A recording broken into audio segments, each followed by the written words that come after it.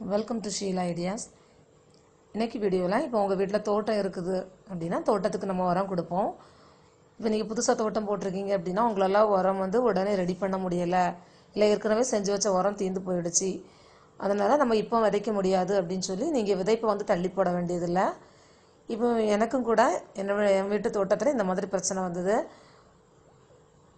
அதாவது லாஸ்ட்டாக நான் விதைக்கும் போது எனக்கு உரம் போட முடியலை. நான் என்ன பண்ணேன் அப்படின்னா அதில் ட்ரேயில் இருக்கிற எல்லா மண்ணையும் நல்லா கிளறி விட்டேன்.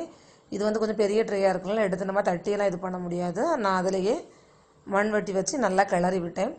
கிளறி விட்டுட்டு அதுக்கு முன்னாடி அந்த செடி தொட்டியில் என்ன செடி இருந்ததோ அதை நல்லா வேரோடு பிடுங்கி விட்டுட்டேன். அது அப்படியே காஞ்சதுக்கு பிறகு அதே தொட்டியில் போட்டு நல்லா ஓரளவுக்கு மண்ணை நல்லா கிளச்சி விட்டேன். இதெல்லாம் மேலே போட்டு விட்ருக்கேன். என்ன பார்த்தா உங்களுக்கு தெரியும். இதில் கோழி அவரை இருந்தது. அந்த கொடியெல்லாம் நல்லா காஞ்சதுக்கு பிறகு அதிலேயே போட்டு விட்டேன். போட்டு விட்டுட்டு அதில் வெள்ளரி விதை, கத்தரி அந்த மாதிரிலாம் நாற்று தனியாக விதைச்சி நாற்று வளர்ந்ததுக்கு பிறகு எடுத்து மாற்றி வச்சேன். வேறு எந்த உரமும் கொடுக்கல. ஆனால் நல்ல ஒரு வளர்ச்சி இருக்குது. உங்களுக்கு பார்த்தாலே தெரியும். வெள்ளரிக்காயெல்லாம் நல்லா காய்ச்சிருக்கு, பிஞ்சு விட்டுருக்கு. கத்திரிக்காய் எல்லாமே நல்லா வளர்ந்துருக்கு. நான் நல்லா வளரும் அப்படின்னு நினைக்கல. ஏன்னா உரம் கொடுக்கறதுக்கு அந்த டைமில் முடியலை. ஏன்னா ரெடி ஆகுறதுல கொஞ்சம் லேட் ஆகிடுச்சி.